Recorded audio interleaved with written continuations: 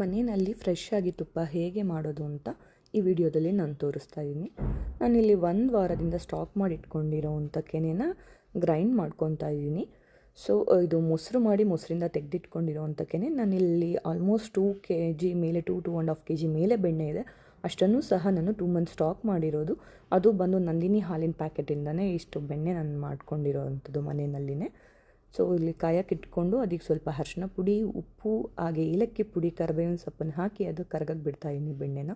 ಬೆಣ್ಣೆ ಫುಲ್ಲು ಕರಗಬೇಕು. ಹೇಗೆ ಅಂದರೆ ಗಷ್ಟ ಎಲ್ಲ ಸ್ವಲ್ಪ ಸಪ್ರೇಟ್ ಆಗೋ ಲೆವೆಲ್ವರೆಗೂ ಬೆಣ್ಣೆನ ಪೂರ್ತಿ ಕಾಯಕ್ಕೆ ಬಿಡಬೇಕು.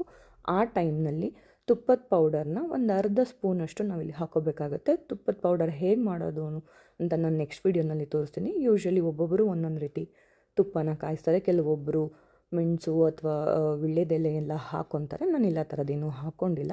ತುಪ್ಪ ಫುಲ್ಲು ಟ್ರಾನ್ಸ್ಪರೆಂಟ್ ಆಗಬೇಕು, ಅಲ್ಲಿವರೆಗೂ ಕಾಯಿಸ್ಕೊಳ್ಳಿ. ಕಾಯ್ದ ಮೇಲೆ ಅದನ್ನು ಸ್ವಲ್ಪ ಆರಕ್ಕೆ ಬಿಟ್ಟು ಅದನ್ನು ಸೋಸ್ಕೊಂಡು ಒಂದು ಬಾಕ್ಸ್ಗೆ ಹಾಕಿ ಎತ್ತಿಟ್ಕೊಂಡ್ರೆ ತುಪ್ಪ ಫ್ರೆಶ್ ಆಗಿ ಮನೇಲಿ ರೆಡಿ ಆಗುತ್ತೆ. ಸೊ ನೀವು ಟ್ರೈ ಮಾಡಿ ನೋಡಿ ಮನೆಯಲ್ಲಿನೇ ನಂದಿನಿ ಪ್ಯಾಕೆಟಿನ.